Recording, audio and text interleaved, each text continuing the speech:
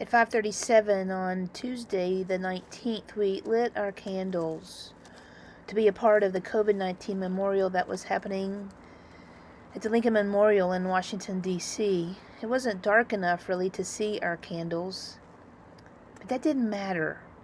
We still put them out and we still lit them, knowing that when we light candles, remembering those who have died from COVID, we are adding our light to the greater essence of all things. And then we left these lights up, knowing that it would get a little bit darker. And just as the night began to fall, I went out there. Blessings and peace be with you.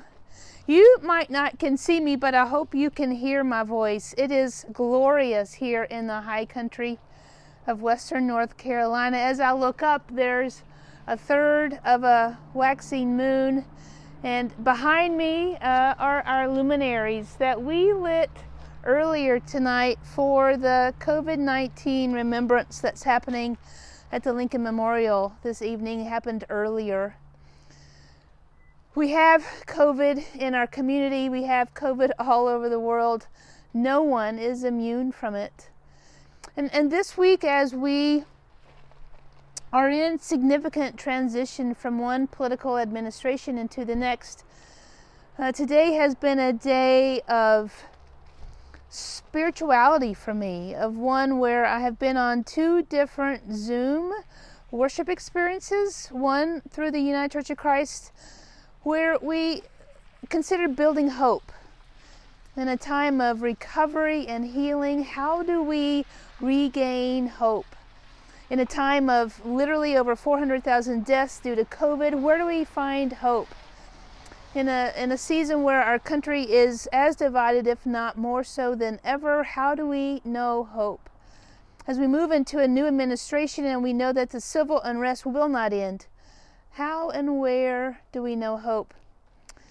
As you see this video, there's also going to be a link fairly shortly under it or in the next email that offers you a link to see the UCC's worship service this afternoon, where they offered their own reflections of where do we find and know hope.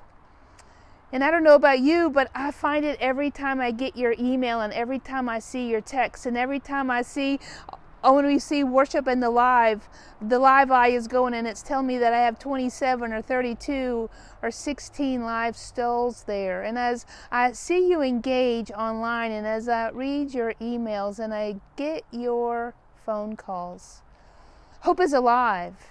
And we will wake up again tomorrow and expect to see it, and then we will wake up the next day and expect to see it again.